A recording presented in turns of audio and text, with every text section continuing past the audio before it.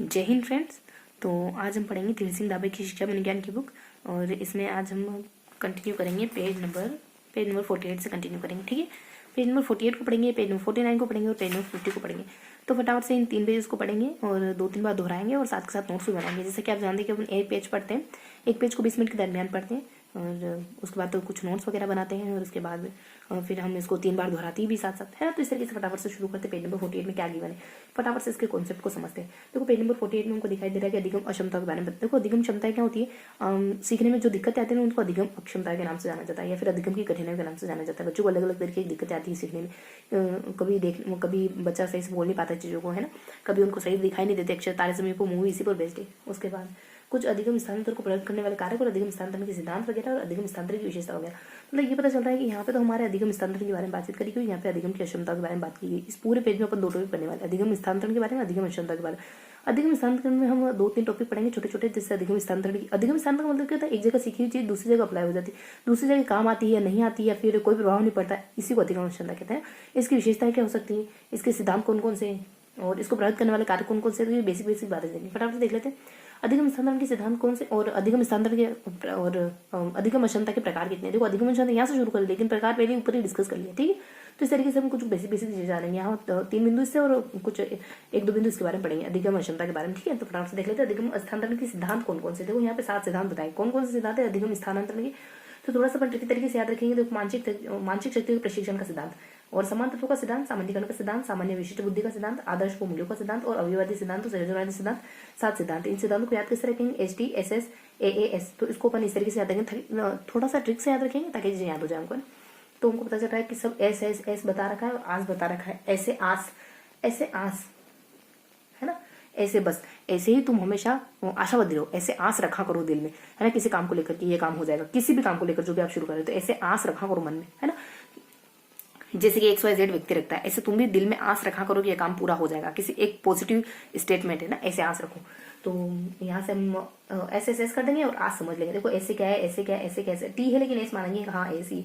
उसके बाद आस है, तो क्या क्या है इससे, ये किसको डिनोट कर रहे हैं, एस देखो शक्तियों और टी से तत्व है, और एस एक और सामान्यीकरण, एक और सामान्य, और आ से क्या है, अ से आदर्श है, और ए से मतलब आदर्श वो मूल्यों का सिद्धांत, ए से फिर ऐसे अविवादी सिद्धांत, फिर ऐसे संयोजनवादी। क्या है ऐसे, हमने देखा कि ऐसे एक तो टी से तत्व था और ऐसे हमारा सामान्यीकरण था, और ऐसे ए से आदर्श था, है ना, और ऐसे अवयवादी था, और ऐसे संयोजनवादी था। अब क्या बच गया हमारा, ऐसे सबसे पहले क्या था, शक्ति होगा, मानसिक शक्तियों का प्रशिक्षण। ऐसे मतलब ऐसे शक्ति हो गया, पी से तत्व वगैरह हो गया, ऐसे सामान्यीकरण हो गया, फिर ऐसे सामान्य हो गया, फिर उसके बाद आज से क्या हो गया, आज से अवयव वगैरह हो गया, आदर्श मूल्य वगैरह हो गया, और एक और ऐसे लास्ट में कौन था, आदर्शवादी और संयोजनवादी। तो इस तरीके से हमने इन सारे नामों को अच्छे से देख लिया। ठीक है, तत्व तो कभी अपन आदर्श कह देते हैं, कभी अवयव कह देते हैं, कभी संयोजनवादी कह देते हैं, कभी सामान्य कह देते हैं, है ना। सामान्यीकरण का सिद्धांत है, कभी समान टी से तत्वों का सिद्धांत है, स से मानसिक शक्तियों का सिद्धांत। एक तो सामान्यीकरण हो गया और एक और कौन सा है, सामान्य और विशिष्ट बुद्धि का सिद्धांत। सामान्यीकरण का सिद्धांत, समान तत्वों का सिद्धांत, मानसिक शक्ति। इस तरीके से सारे सिद्धांतों के नाम तो हमने याद कर लिए। ठीक है, अब थोड़ा जान लेते हैं क्या बताएगा। देखो मानसिक शक्ति के प्रशिक्षण का सिद्धांत क्या कहता है कि कल्पना का प्रयोग लैटिन और हिंदी साहित्य दोनों के लिए किया जाता है, और ये कुछ खास बात नहीं, चलो छोड़ो। उसमें समान तत्वों का सिद्धांत क्या है, तो 2 तत्व जहाँ समान हो, अनुरूप तत्वों का सिद्धांत इसको समरूप थोंडाई कहते हैं, जैसे भूगोल व इतिहास का अच्छा दो मतलब यूं कि मिलती जुलती चीजें। थोंडाई के इसका थोंडाई इसके प्रतिपादक माने जाते हैं, 2 चीजें आपस में थोड़ी मिलती है, जैसे भूगोल और इतिहास आपस में मिलते होंगे। देखो बहुत ज्यादा तो नहीं लग रहा हमको मिलते होंगे, लेकिन मिलते होंगे, चलो ये कह रहे हैं, तो है ना, 2 तो समान रूप से मिलते हैं। सामान्यीकरण के एक परिस्थिति में किए गए को दूसरे परिस्थिति में करना है, ये सामान्यीकरण का सिद्धांत है। आपने एक जगह कुछ किया, वैसा अपन दूसरी जगह कर रहे हैं। आपको किसी ने डांटा था, आपको किसी ने गाली गलौज करा, है ना, तो आपने वहां पे जो रिस्पॉन्स करा वही रिस्पॉन्स आपने अगली बार आपके सामने किसी ने गाली गलौज करा तो वही रिस्पॉन्स आपने दोबारा करा, है ना। तो इस तरीके से आपने जो सेम रिस्पॉन्स दिया, जो आपको सेम रिस्पॉन्स देना है ना, वही कहलाता है सामान्यीकरण का सिद्धांत।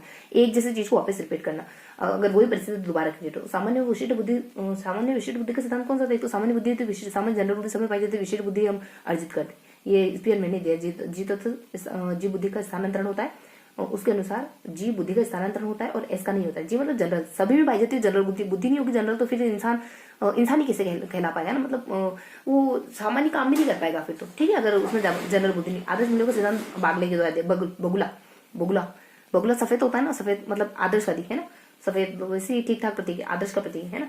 और अविवादी सिद्धांत एक इष्टावृत्ति पूर्ण से अंश के हो जाते हैं। अविवादी मतलब अभी अंश से पूर्ण से अंश के हो जाते हैं अविवादी। और संयोजनवादी थोंडाई अच्छा, संयोजनादि थोंडाइक है तो स्थानांतरण संबंध स्थापित करता है। संयोजनाद का संबंध कैसे? थोंडाइक से। इस तरीके से हमने उनके बारे में कुछ कुछ थोड़ा थोड़ा जाना है। जैसे कि अगर थोड़ा सा रिपीट करें तो क्या है, ऐसे अपन तत्व दो तत्व के सिद्धांत, मानसिक शक्ति में कुछ नहीं पढ़ा हमने। सामान्यकरण दो चीजों एक जैसे भूगोल और इतिहास को एक जैसा बताना। फिर अपन इससे कहते हैं कि समान तत्वों का सिद्धांत है। सारी मतलब कि आपने जो रिस्पॉन्स एक बार करा वो रिस्पॉन्स दोबारा करते हो। उसके बाद अवयवादी मतलब कि अंश से पूर्ण गेस्टाल्टवादी, उसका संयोजनवादी थोंडाइक। इस तरीके से ये किसके सिद्धांत है? ये स्थानांतरण के सिद्धांत है। कोई चीज एक जगह से दूसरी जगह स्थानांतरित हो रही, पूछ सकते हैं स्थानांतरण का सिद्धांत कौन कौन से है, तो ये है, ये है, ये नहीं है, ऐसे है ना, एलिमिनेट करना पड़ेगा, मतलब पता करना पड़ेगा। और अधिगम सिद्धांत को प्रयोग करने का कार्य क्या है? आपने कोई चीज सीखी तो आप अगली जगह लागू कर पा रहे हो, नहीं कर पा रहे, इसको कौन सी चीजें प्रभावित करती है? कौन कौन सी करती है? ये 5 चीजें करती है। सीखने की इच्छा करती है, और सीखने वाले की इच्छा करती है, सीखने वाले की सामान्य बुद्धि करती है, और विषय वस्तु करती है, शिक्षा का प्रभाव करता है, समझ करती है। ठीक है, तो आप भी करते हो, आपका टीचर भी करता है, और कंटेंट भी करता है ना, हम भी करते हैं सीखने को, मतलब स्थानांतरण को प्रभावित हमारे टीचर वगैरह भी करते हैं। और कंटेंट जिसको स्थानांतरित करते हैं वो तीनों चीजें करती है ना। सीखने वाले की हमारी हम है, और शिक्षा का प्रभाव है, हमारा प्रभाव है, और सीखने वाले की सामान्य बुद्धि, सामान्यकरण की योग्यता है, समान विषय वस्तु व समान शिक्षण विधियां हैं। तो 3-4 मतलब कि बेसिक चीजें हमको ध्यान रखने की, सब प्रभावित करते हैं। हम है, टीचर है, और बुद्धि व सामान्यकरण, हमारी बुद्धि हो गई, और समान विषय वस्तु व समान शिक्षण विधियां। ठीक है, हम तीनों हो गए, कंटेंट हो गया, टीचर हो गया, और हम हो गए, है ना। हम हमारी बुद्धि जो भी, हमारी इच्छा वगैरह, टीचर का प्रभाव वगैरह, विषय वस्तु वगैरह, है ना, हमारी समझ वगैरह, हमारी बुद्धि वगैरह, और टीचर का प्रभाव वगैरह, विषय वस्तु, इस तरीके से हम तीनों चीजें प्रयोग करती है। तुमने देख लिया सिद्धांत क्या है, इसको प्रयोग करने की चीजें क्या है। अब देख लेते हैं अधिगम स्थानांतरण की विशेषता क्या होती है। अधिगम स्थानांतरण की उद्देश्यपूर्ण प्रक्रिया होती है, और उसमें सूझ की जरूरत होती है, सूझ का विकास होता है। इससे पहले से सीखे गए ज्ञान का दूसरे प्रयोग स्थिति में किया जाता है। तो इसकी विशेषता क्या होती है? देखो, एक जगह से आपने कुछ सीखा, दूसरी जगह अप्लाई करो। आपने टाइपराइटर पे टाइपिंग सीखी, मोबाइल में उसको काम में ले रहे, तो इससे क्या फर्क पड़ता है? इससे आपकी सूझ का विकास होता है। आपने वहां चीजें सीखी, यहाँ पे अप्लाई करो, सूझ का विकास होगा। और उद्देश्यपूर्ण प्रक्रिया आप क्यों कर रहे हो, मतलब कुछ ना कुछ तो एम है ना। मोबाइल चलाना सीख रहे हो, इस वजह से पुराने ज्ञान का इस्तेमाल कर रहे हो, और तो उद्देश्य वगैरह होता है इसमें स्थिति, और दूसरी स्थिति में किया जाता है पहले ज्ञान का। तो ठीक है, इसकी विशेषता क्या? इसकी विशेषता ये है, हम स्थानांतरण क्यों करते हैं? क्योंकि ये उद्देश्यपूर्ण प्रक्रिया होती है, हम बिना फालतू में नहीं करते हैं, उद्देश्यपूर्ण प्रक्रिया होती है, और हम थोड़ा इंटेलिजेंट बनते हैं ऐसा काम करते हैं तो। और बस हमारे पूर्व ज्ञान का इस्तेमाल भी हो जाता है इससे। तो ये कुछ विशेषता होती है, बेसिक सी, कुछ ऐसे खास बात तो नहीं है। अधिगम, अब देख लेते हैं अधिगम क्षमता के प्रकार। अधिगम क्षमता यहाँ पढ़ेंगे, लेकिन प्रकार यही बता दिए। तो अधिगम क्षमता प्रकार कौन कौन से हो सकते हैं? ये उन कार्यों के समूह को व्यक्त करता है जिसके द्वारा व्यक्ति पढ़ने और सीखने में, पढ़ने में, लिखने में, बोलने, तर्क करने, गणित के प्रश्न को कठिन, मतलब उसको हर जगह कठिनाई थी। पर जो भी पढ़ने से संबंधित चीजें ना, पढ़ाई से संबंधित जैसे पढ़ना, लिखना, बोलना, गणित के प्रश्न करना, सब जगह कठिनाई आएगी। इन कार्यों के कारण बालकों की जन्मजात रूप से निहित होने माना जाता है, और केंद्र तंत्र की कार्यविधि में समस्या होगा। यानी आपकी जो नर्वस सिस्टम होता है ना, उसी में समस्या आ जाती है। इस वजह से अधिगम अक्षमता पाई जाती है। नर्वस सिस्टम जो हमारी सूचना इधर से उधर भेजता है ना, हमने पढ़ा होगा मानव तंत्रिका तंत्र, है ना, छोटी कक्षा माता विज्ञान में। और अधिगम पाई जाता है, यह उन बालकों में पाई जा सकती है जो सामान्य से विशिष्ट बुद्धि वाले, और सामान्य, देखो सब बालकों में हो सकती है, सामान्य से श्रेष्ठ बुद्धि वाले हो सकते हैं, सामान्य संवेदी प्रेरक वाले हो सकते हैं, जिनको सीखने में पर्याप्त अवसर मिलते हैं, और यह सूचित प्रबंधन द्वारा दूर किया। ये कैसे? ये सूचित प्रबंधन द्वारा दूर, ये पूछ सकते हैं, ऐसे टर्म पूछे जा सकते हैं। इसको दूर, क्या अधिगम क्षमता को दूर किया जा सकता है? हाँ, किया जा सकता है, सूचित प्रबंधन के द्वारा। कोई विधि होगी, सूचित प्रबंधन द्वारा दूर किया जा सकता है। ठीक है, सामान्य में भी हो सकते हैं, सामान्य से ऊपर वाले बुद्धि वाले बालकों में भी हो सकती है। ये क्यों होती है? तंत्र को खराबी होती है। कैसे ठीक कर सकते हो? सूचित प्रबंधन के द्वारा, मैनेजमेंट के द्वारा। सूचित मैनेजमेंट कोई तरीका होता होगा, है ना, अपने को ज्यादा तो नहीं मालूम, पर कोई तरीका होगा तो, या फिर कुछ थोड़ी सी कुछ समझाना बुझाना, ऐसा कुछ होगा, तो इससे कर सकते हैं। ठीक है, तो ये इसके प्रकार प्रकार क्या है, मतलब बहुत प्रकार में क्या है कि हर जगह होती है समस्या, लिखने, पढ़ने, बोलने, गणित में, सब जगह ये प्रकार हमने देखे। प्रकार के साथ एक दो बातें और बता दी इन्होंने। अधिगम अनुसंधान के थोड़ा सा बैकग्राउंड देख रहे थे कि शाब्दिक अर्थ क्या होता है? सीखने की क्षमता की अनुपस्थिति होता है, हम सीख नहीं पाते, है ना। और अधिगम क्षमता प्रयोग को 1963 के आसपास हुआ था, 1963 के आसपास हुआ था, 60 के दशक के आसपास हुआ था। सेमुअल किर्क ने करा था। इसका मतलब क्या? अधिगम क्षमता हो जो ये परिभाषा के देते हैं, अधिगम क्षमता को वाक्य, भाषा, पठन, लेखन, अंकगणित प्रक्रिया में से किसी एक प्रक्रिया में मंदता, विकृति, अवरुद्धि में से किसी को परिभाषित किया जाए तो मस्तिष्क द्वारा कार्य। ये कहते हैं कि जो भी हमारे जैसे बोलना, पढ़ना, लिखना, इनमें से किसी भी एक में अगर दिक्कत हो जाती है ना, उसको अधिगम क्षमता कहते हैं। 1963 में सेमुअल किर्क के द्वारा दी गई। ठीक है, तो सेमुअल किर्क वगैरह एक व्यक्ति हैं और इन्होंने दी। ठीक है, 1994 में अमेरिका की अधिगम अनुसंधान की राष्ट्रीय संयुक्त समिति ने इसे इस प्रकार परिभाषित किया। अमेरिका के लोगों ने कैसे परिभाषित किया? 1994 में, लगभग, ये तो बहुत नई बात है, अभी 2000 के आसपास। ठीक है, ये तो बहुत पुरानी बात है, लगभग हाफ सेंचुरी के आसपास, और ये 2000 के आसपास। कैसे परिभाषित करते हैं? देखो, 6 हो जाए, 3 हो जाए, 7 हो जाएंगे। 7 का आंकड़ा वो पवित्र मानते हैं ना, हर जगह 7 होते हैं, थोड़ा सा ऐसे ध्यान रखेंगे, 3 हो जाए, यहाँ पे 7 का आंकड़ा पूरा होगा। तो संयुक्त राष्ट्र समिति के परिभाषित अधिगम क्षमता में संयुक्त रूप से नहीं कार्य करने के कारण उत्पन्न आंतरिक विकृतियों के विषय के विकृतियों के विषम समूह जिनमें कि पढ़ना लिखना बोलना और ये सारी चीजें शामिल होती है, जीवन के किसी भी पड़ाव में उत्पन्न हो सकती है। ये कहते हैं कि इसमें ऐसा नहीं है कि एक ही चीज होगी, पढ़ना लिखना बोलना इनका समूह भी हो सकता है, और ये जीवन के किसी भी क्षेत्र में और जिसमें आपको दिक्कत हो रही है, पूरा एक समूह भी हो सकता है जिस समूह में आपको दिक्कत हो रही है। ये जीवन के किसी भी फेज पे शुरू हो सकता है। बेसिक से परिभाषा इन्होंने अब देख लेते हैं अधिगम क्षमता अध्ययन किस किसने कराया, तो कौन कौन से व्यक्ति ने कराया और इसकी क्या विशेषता होती है, कुछ बेसिक बात है। इसका बैकग्राउंड है, इसका अध्ययन किस किसने कराया, इसकी विशेषता है, 3 बिंदु देखेंगे। तो इसका बैकग्राउंड क्या है कि ये ना 40 शब्दों का शब्दकोश तैयार किया इन्होंने, किसने, KKS। देखो ट्रिक क्या अपनी काश काश काश काश है ना, काश काश, आकाश आकाश नहीं काश काश, ठीक है, आकाश आकाश नहीं काश काश, ऐसे ध्यान रखना आपको है ना। आकाश आकाश मतलब किसी को आकाश आवाज लगानी थी तो आपने काश काश आवाज लगा दी, फास्ट में आपका आकाश की जगह काश काश बोल रहे, ऐसे ध्यान रखेंगे थोड़ा सा। तो अधिगम क्षमता का अध्ययन किसने करा, के ने करा, फिर के ने करा, फिर ऐसे ये है के, फिर ये है के, फिर ये स्ट्रोस है, फिर कैसे क्या है, फिर क्रश में ना दोबारा आ गया, फिर सैमुअल के सबसे लास्ट में जो मेन अहम व्यक्ति। तो कुरुक्षेत्र ने क्या करा, 40 शब्दों का एक शब्द को तैयार किया था, मतलब इनको बुलवा रहे होंगे बच्चों को कि किस किस को कठिनाई है, किसको नहीं आती, देखिए देखिए। और कुर्त गोल्ड स्टैंड, फिर सोने ने करा, कुर्त है ना, तो कुत्ते ने सोना पहना मतलब, तो कुर्त गोल्ड स्टैंड। तो इससे क्या इन्होंने क्या करा, विश्व युद्ध के मस्तिष्क के शब्द के सैनिकों, अच्छा जो इन्होंने सैनिकों पर ये प्रयोग करके देखा होगा, अधिगम क्षमता का अध्ययन किया है ना, जो विश्व युद्ध में भाग लेते थे। उसके बाद स्ट्रोस ने क्या करा, ये अधिगम क्षमता का अध्ययन किया इन्होंने, बस इन्होंने कुछ भी नहीं करा, खाली हल्का फुल्का सा काम करा इन्होंने। और एक और प्रश्न दोबारा से कृष्ण ने क्या, बुद्धिलब्धि न्यून का अध्ययन किया। फिर ये जो सैनिकों पर सबसे पहले अच्छा जो शब्दकोश तैयार कर रहा था ना, बुद्धिलब्धि न्यून का भी अध्ययन किया था। सैमुअल क्लिकर ने क्या करा, association children with learning disability, उन बच्चों के पास अध्ययन किया जो लर्निंग डिसेबल। अब थोड़ा सा देख लेते हैं काज का क्या, खाली नाम देखेंगे, इनके अध्ययन इतना जरूरी नहीं है, वैसे भी खाली नाम देख लेंगे। देखो यहाँ पे प्रश्न करते हैं, और यहाँ पे कुर्त वो कुत्ते ने गोल्ड पहना हुआ है, और ऐसे अपना टोस्ट जो खाते हैं ना अपन दूध के साथ, वो समझो। और केस एक और 2 और आ जाते हैं, एक वापस से क्रश के साथ जाते हैं, सैमुअल क्लिकर आ जाते हैं। थोड़ा हमको सैमुअल क्लिकर का ध्यान रखना है बस, ये वो बच्चे जो लर्निंग, उनके बच्चों का एसोसिएशन तैयार किया जो लर्निंग डिसेबिलिटी के साथ है ना। और इसमें से बस बाकी तो इतना जरूरी है नहीं, उनके विद्वानों का नाम ध्यान रखना है। बाकी वैसे किसी ने 40 शब्दों पर किया है, किसी ने विश्व युद्ध के सैनिकों पर किया है, किसी ने खाली ऐसे ही अधिगम क्षमता का अध्ययन करा है। बेसिक बातें हैं, इससे तो कुछ खास है नहीं। अब इसकी विशेषता क्या है, इसकी प्रकृति विशेष, अधिगम क्षमता कैसी होती है, ये आंतरिक होती है, देखो अंदर से होती है, स्थायी होती है। पहले तो कहा इसको ठीक कर सकते हैं, लेकिन स्थायी माना है, देखो ऐसा है नहीं, इसे ठीक हो सकती है थोड़ी बहुत।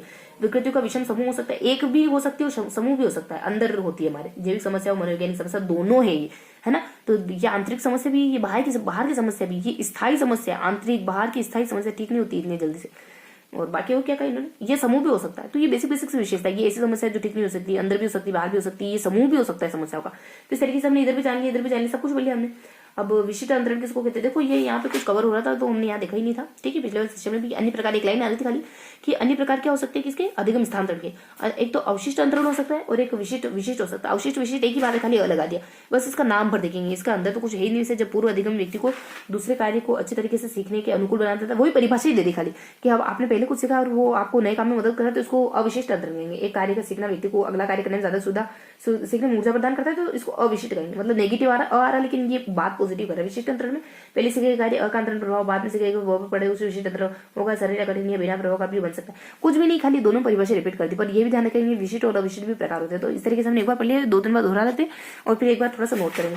क्या देखा हमने, कुछ बेसिक बातें जानी, अधिगम स्थानांतरण के बारे में पढ़ा, अधिगम क्षमता के बारे में पढ़ा, बहुत लाइट चीजें पढ़ी हमने। अधिगम क्षमता के प्रकार पढ़े तो हमने एक बस वही है, समान तत्व वगैरह ट्रिक से याद कर लिया था हमने। ऐसे आंस रखा करो, तुम नेगेटिव मत हुआ करो, हमेशा पॉजिटिव रहा करो। ऐसे आज से हमने वो सारे ये देख लिए सिद्धांत कौन से। अधिगम क्षमता के बारे में 3 फेज पढ़े, 2 तो परिभाषाएं पढ़ ली, एक सैमुअल क्लिकर देता है, एक अमेरिका के व्यक्ति देते हैं। उसके बाद कुछ 2 पॉइंट और पढ़े हमने, इसके अध्ययन वगैरह किसने करे, इसकी विशेषता क्या क्या हो सकती है ना। इसके अध्ययन बहुत सारे व्यक्ति करेगा, आकाश आकाश करके हम कहते थे उसको, नहीं इसकी विशेषता क्या क्या हो सकती है। तो बेसिक इसकी विशेषता बताइए, अंदर बाहर दोनों तरफ हो सकती है। ये तो 3 हमारा कंप्लीट हो। यहाँ पे हमने अधिगम क्षमता के जो सिद्धांत देखे वो भी हमने पढ़ ली। अब बाकी तो कुछ खास बताए नहीं, यहाँ पे अधिगम क्षमता के प्रकार बताए, कहा कि सब तरफ हो सकती है आपकी अधिगम क्षमता। यहाँ पे कुछ बताया जाता था, ये जो हमने सिद्धांत पढ़े ना, स्थानांतरण के सिद्धांत के नीचे भी कुछ थोड़ा सा बताया था, इसके ऊपर भी कुछ थोड़ा सा बताया। ऊपर तो वही देखा था विशिष्ट और अविशिष्ट, अब यहाँ नीचे कुछ बताया था, वो नीचे क्या है, इसको प्रयोग करने वाला कुछ खास तो है नहीं। इसकी विशेषता, अच्छा 2-3 विशेषता है। ये उद्देश्यपूर्ण काम होता है, आपको दिमागदार बना देता है उद्देश्यपूर्ण काम, ठीक है, मतलब आपके दिमाग का विकास कर देता है। इसकी क्या विशेषता है कि आप ऐसा काम करते हो तो आपकी मेंटल एबिलिटी बढ़ती है और उद्देश्यपूर्ण प्रक्रिया है, ठीक है। तो इस तरीके से 2 विशेषताएं खाली, और प्रभावित करने वाला कारक है ये 2 और 3, मतलब 2-3 का आंकड़ा पूरा। प्रभावित करने वाले कारकों ने अधिगम स्थानांतरण जो कर रहा है वो तो प्रभावित हो गई सही है ना, टीचर है, हम है, और एक हमारा कंटेंट है जो मेन चीज है। तो इस तरीके से हमने एक बार दोहरा लिया है ना, 2 देख भी लिया हमने क्या दिक्कत थी। अब देख लेते हमने वापस से क्या पढ़ा अधिगम क्षमता के बारे में, थोड़ा सा अधिगम क्षमता के जो सिद्धांत देखे हमने, एक ट्रिक से देखे थे, ठीक है। एक हम कह रहे थे कि ऐसे आस रखा करो, एक ट्रिक थी हमारी। यहाँ पे तो थोड़ी सी बातें बताई, इसकी क्या विशेषता है। यही कि इससे हमारा दिमाग वगैरह बढ़ता है। और इसके ऊपर थोड़ा सा हमने विशिष्ट अविशिष्ट अंतर भी देख लिया। और इसको प्रभावित करने वाला कारक क्या हम है, हमारे टीचर है, हमारे जो कंटेंट भेज रहे हैं वो भी प्रभावित करेगा। तो ये दो बातें यहाँ की होगी, है। अब यहाँ पे क्या देखते हैं, यहाँ पे हम अधिगम स्थानांतरण के बारे में, अधिगम अनुसंधान के बारे में जानते हैं। अधिगम अनुसंधान को पढ़ने से पहले हमने प्रकार पढ़ लिया, उसके बाद हम बाकी चीजें देखते हैं। जैसे कि इसकी परिभाषा दो, एक तो 60 के दशक में दी और एक 2000 के दशक में दिया ना, एक तो सैमुअल क्लिक ने दी और एक अमेरिका में किसी ने दी। उसके बाद अब दो तीन बातें देख लेते हैं इसमें कि इसके सिद्धांत, इसमें किसने अध्ययन करे, तो आकाश आकाश करके हम अध्ययन के बारे में बताते हैं। इसकी क्या विशेषता, अंतर्भाव भी हो सकती है, स्थायी वगैरह हो सकती है। इस तरीके से हम दूसरी बात भी बोले, तो हम एक ऊपर थोड़ा सा बोल देते ताकि चीजें थोड़ी सी पक्की हो जाए, हमको याद हो जाए अच्छे से। तो क्या पढ़ा हमने, कुछ बहुत बहुत सामान्य से चीजें पढ़ी, क्योंकि यहाँ पे तो हमने पूरा अधिगम अनुसंधान के बारे में पढ़ लिया है, यहाँ पे पूरा अधिगम स्थानांतरण के बारे में पढ़ लिया। ये वाला जो पूरा क्वेश्चन है अधिगम अनुसंधान को, क्योंकि यहाँ पे प्रकार बता दी ऊपर, पढ़ने से पहले ही प्रकार बता दी। ये वाला जो पूरा क्वेश्चन है अधिगम स्थानांतरण को लेकर, मेन तो यही है बीचों बीच में, सिद्धांत ही तो मेन सिद्धांत पढ़े, बाकी तो थोड़ा कुछ भी नहीं देखा इसकी क्या विशेषता हो सकती है। और बस विशेषता देखिए, ये एक अच्छी प्रकार, इसको प्रयोग करने का कार्य बहुत बहुत बेसिक आप करते हो, टीचर कंटेंट ये सब करती प्रयोग करने का कार्य क्या है, इसकी विशेषता क्या क्या हो सकती है ना। तो इस तरीके से एक आधी विशेषता कुछ खास नहीं, ऊपर दो प्रकार बताया विशिष्ट, तीनों बार दोहरानी, थोड़ा सा इसको लिख लेते हैं ना कि हमने क्या पढ़ा। पेज नंबर 48 में हमने क्या जानकारी ली, तो पेज नंबर 48 में हमने बहुत बेसिक जानकारी ली। तो लिखते हैं पेज नंबर 48, ठीक है। तो अब देख लेते हैं पेज नंबर, तो 20 मिनट का राउंड पढ़ते हैं अपन, अभी तो अपने पास है 4 मिनट। अच्छा से लिख लेते हैं हम, आज का दिनांक आज 15 दिसंबर हो गई ना, 15 दिसंबर 2023 का समय है, ठीक है।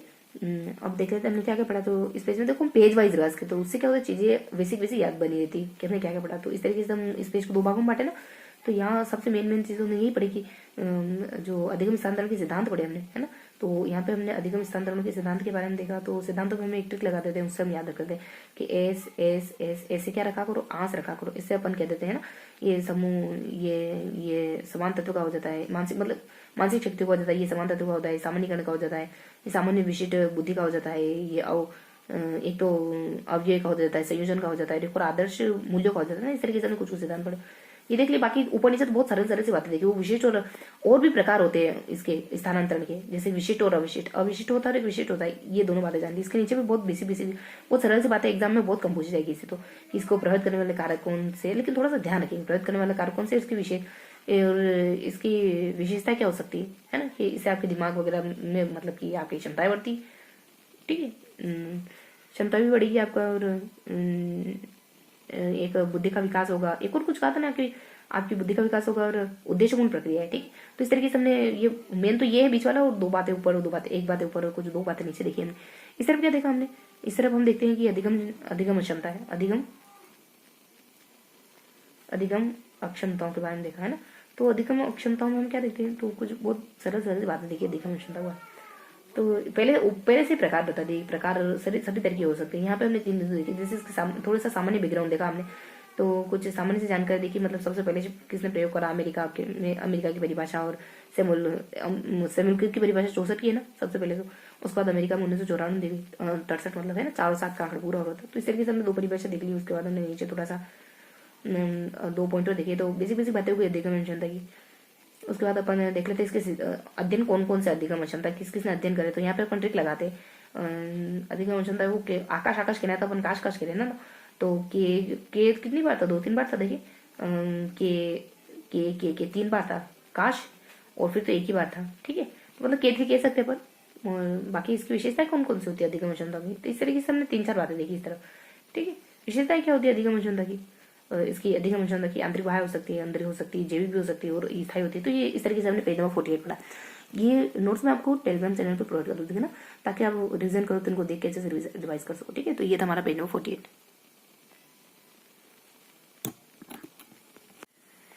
तो अब हम पढ़ेंगे पेज नंबर 49। देखो पेज नंबर 49 में क्या बताया गया, पेज नंबर 49 में अधिगम अक्षमता को आगे कंटिन्यू किया गया।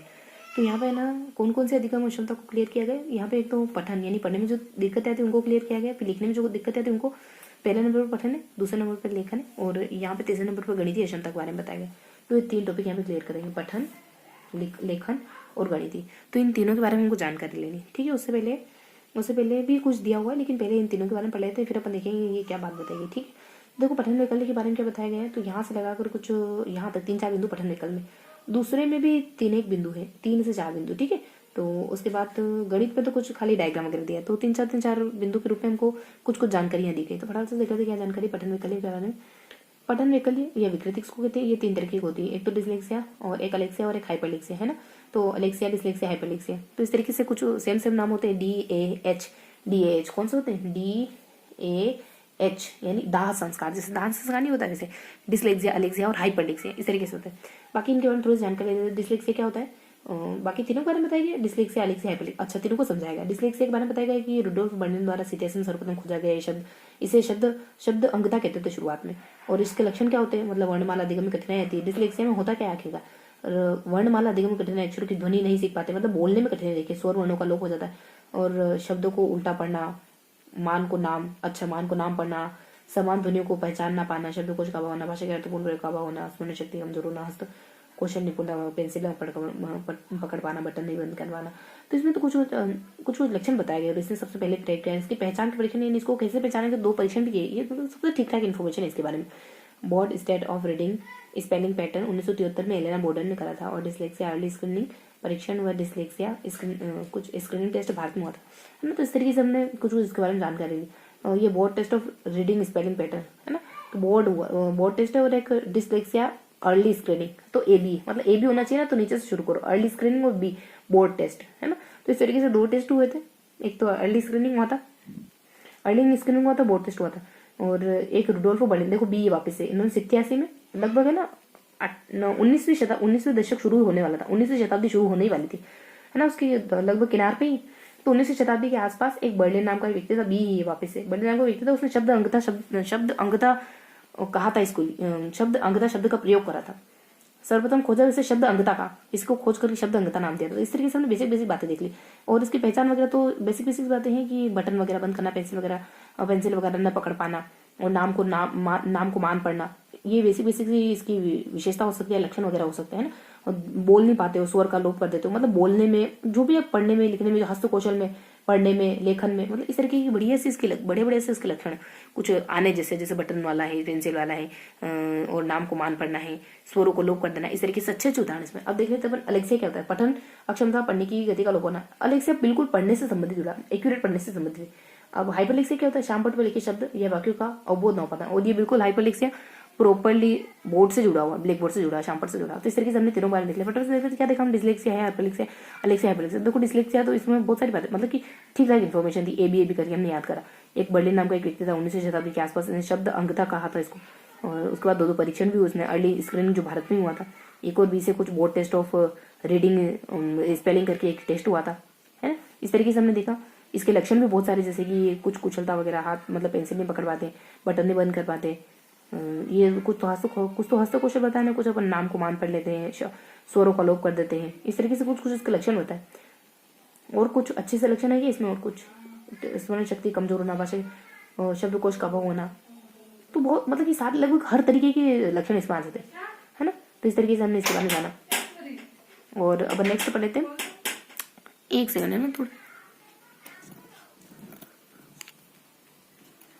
तो अब अपन आगे देखेंगे लेखन क्षमता के बारे में। तो लेखन क्षमता के बारे में कुछ क्या जानना है, कुछ बेसिक बातें पढ़ेंगे लेखन क्षमता के बारे में। 3 पॉइंट लिखने वाले। देखो लेखन क्षमता कितने प्रकार की होती है, एक तो डिस्ग्राफिया है, और डिस्प्रेक्सिया है, और अपेक्सिया और अवग्राफिया, है ना। थोड़ा सा डिस्टर्बेंस हो गया था, लेकिन कंटिन्यू करेंगे अपन। तो डिस्ग्राफिया और DDAA, है ना, DA ध्यान रखेंगे। DO होता है ना, DO, तो DO नहीं ध्यान रखना है, DA ध्यान रखना है। डिस्ग्राफिया होता है, डिस्प्रेक्सिया होता है, और अलेक्सिया और अग्राफिया। देखो डिस्ग्राफिया, अग्राफिया और डिस्प्रेक्सिया, अप्रेक्सिया, मतलब सेम नाम है, डिस्ग्राफिया और अग्राफिया, डिस्प्रेक्सिया, अप्रेक्सिया, सेम नाम है ना। तो इस तरीके से सेम है, बस ग्राफिया, प्रेक्सिया, बस एक बार D लगाया, एक बार A लगाया, बस यही तो करना है, एक बार ग्राफिया लगाना, एक बार प्रेक्सिया, ग्राफिया, प्रेक्सिया। तो डिग्राफिया, डिस्प्रेक्सिया, अग्राफिया, अप्रेक्सिया, इस तरीके से हमको बस ये 4 नाम ध्यान रखना है। इन चारों क्या होता है, इन चारों में कुछ बेसिक बातें होगी। जैसे ग्राफिया में क्या होता है, लेखन क्षमता में आपको दिक्कत होती है, मतलब हर तरीके की लिखने की अक्षमता, लिखने में दिक्कत आएगी, लिखते समय स्वयं से बातें करोगे, अशुद्ध लिखोगे, अनियमित आकार वाले अक्षर लिखना, लेखन सामग्री पर कमजोर पकड़ होना, हस्तलिखित, अपठनीय हस्तलेखन और अपूर्ण शब्द लिखना, मतलब लिखने की जो भी समस्या होती है, या तो राइटिंग निकाली लिखोगे, पढ़ने में नहीं आएगी, कुछ शब्द छोड़ दोगे, मात्रा उलट सुलट लगा दोगे, और बड़े अक्षर लिखोगे, छोटे अक्षर लिखोगे, जो भी लेखन क्षमता है ना, अपूर्ण शब्द लिखोगे, सारी इसमें आ जाती है। उपचार का अभ्यास करो। डिस्प्रेक्सिया प्रेक्सिया, इसमें क्या, लेखन और चित्रांकन में कठिनाई, वही बात वापस से वही की थी, क्योंकि लेखन सकता कुल मिलाकर तो लेखन के बारे में पढ़ रहे हैं, तो लिखने में दिक्कत आएगी आपको। लिखना देखो, चित्र भी एक तरह का लिखना ही होता है, तो इसमें भी आपको दिक्कत आएगी, क्योंकि वो स्थूल कामक और योग्यताएं वगैरह कठिनाई, सूक्ष्म स्थूल कामों की योग्यताओं में कठिनाई। देखो लेखन क्षमता को विशेष सूक्ष्म कौशल ही कहते हैं।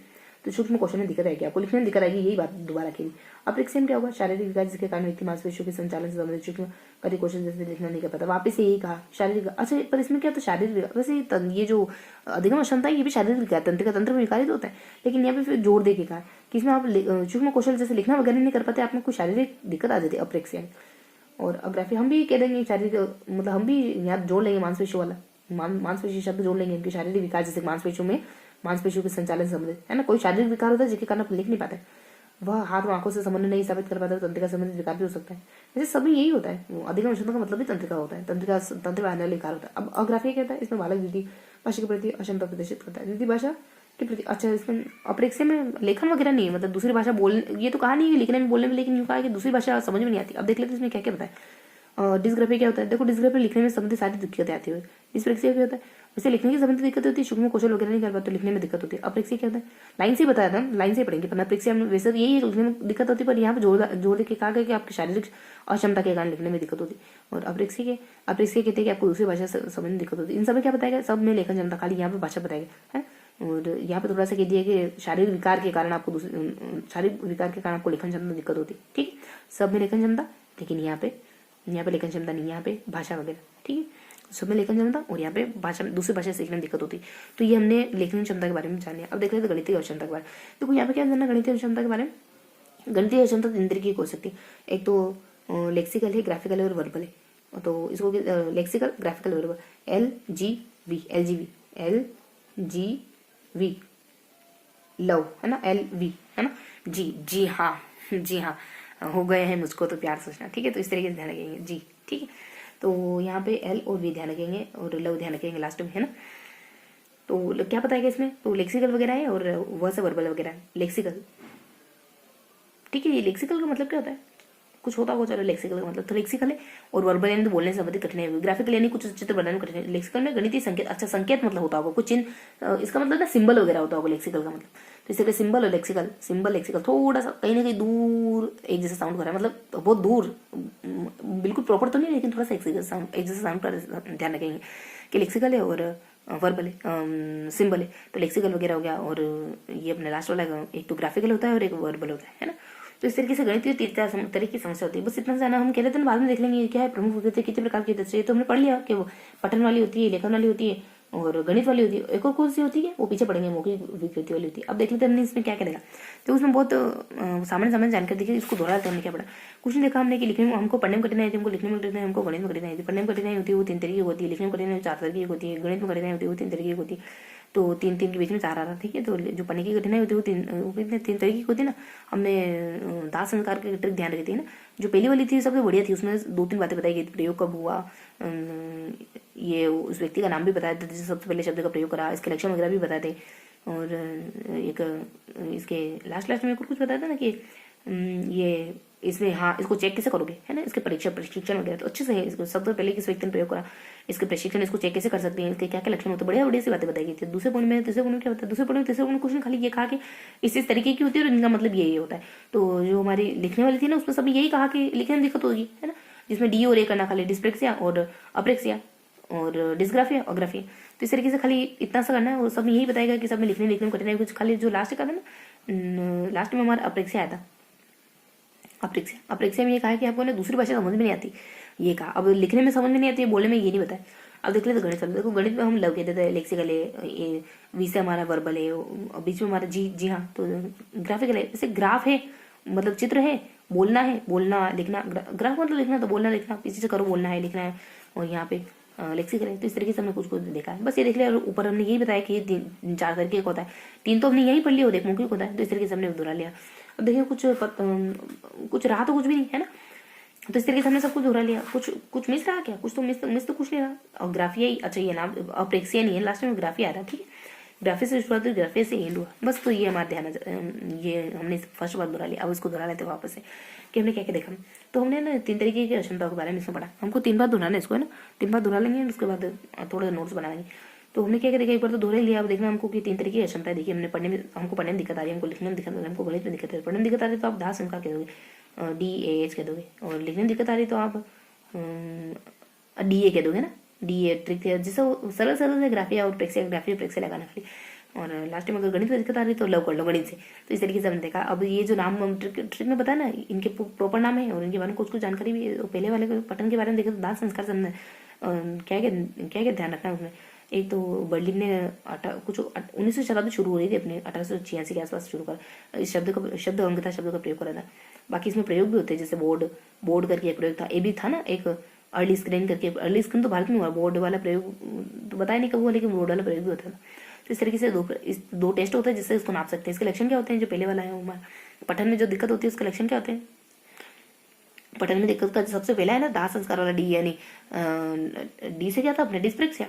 अब डी ए तो डी एच तो कह दिया हमने, पर इसका एच का मतलब तो हाइपरलेक्सिया था और ए का मतलब अलेक्सिया था और डी का डिस्ग्राफिया डिस्प्रेक्सिया।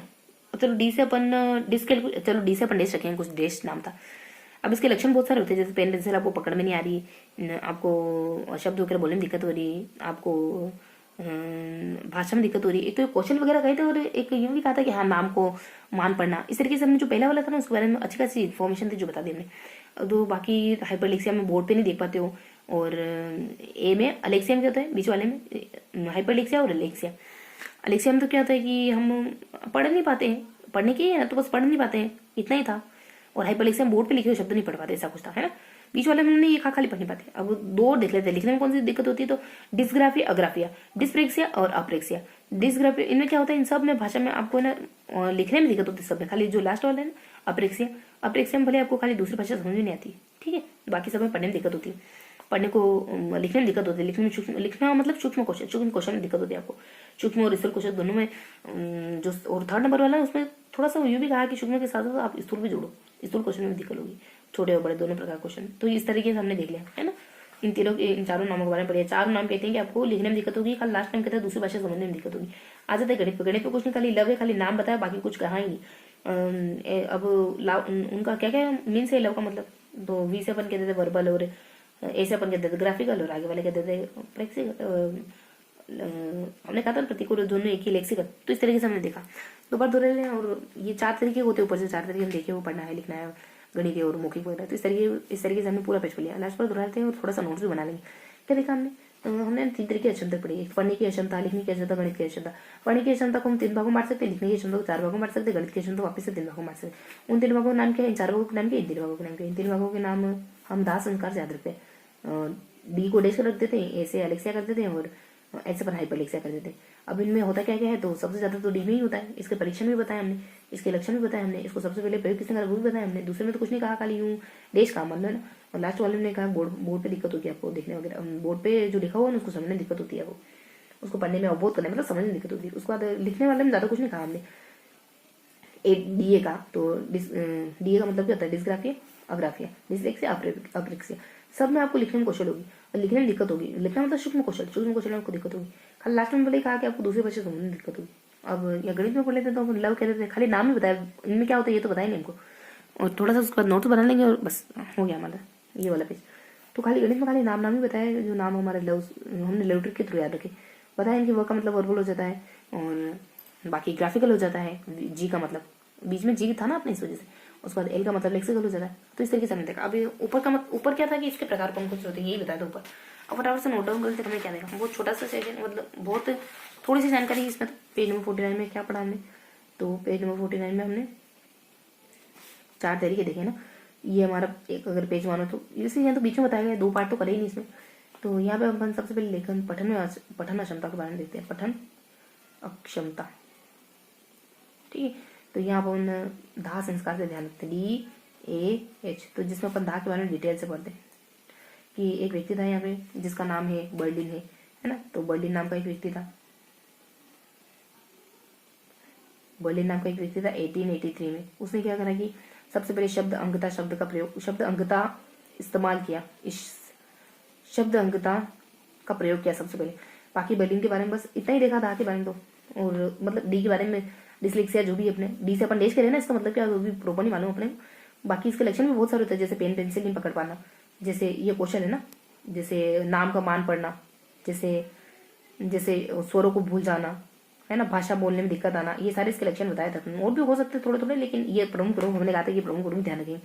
इसके परीक्षण भी होते हैं, जिसको हमने बीए बोर्ड करके एक परीक्षण है और एक परीक्षण अर्ली स्क्रीनिंग। बोर्ड करके कुछ है, बोर्ड आगे भी देखेंगे, और अर्ली स्क्रीनिंग और अर्ली स्क्रीनिंग करके इससे 2 परीक्षण है, ये दोनों क्या है परीक्षण है, ठीक है। तो ये हमने 3 पॉइंट कवर कर ली, ये एक हो गया है ना, ये दूसरा पॉइंट हो गया और ये हमारा तीसरा पॉइंट हो गया। तो 3 पॉइंट कवर करे पहले में। बाकी दूसरे में हमने क्या पढ़ा, दूसरे में इसका नाम तो बोले ही इसका डैश है, इसका अलेक्स है, इसका हाइपरलिंक्स है। इसमें क्या पढ़ा, थोड़ा सा डैश रखेंगे। हाइपरलिंक्स में क्या पढ़ा हमने कि बोर्ड पे आपको जो भी लिखा होगा ना उसको समझने में दिक्कत होगी, है ना। तो ये सारी जानकारी तो ये हमने इसमें पढ़ा डी में। पठन अक्षमता हमने ये पढ़ा।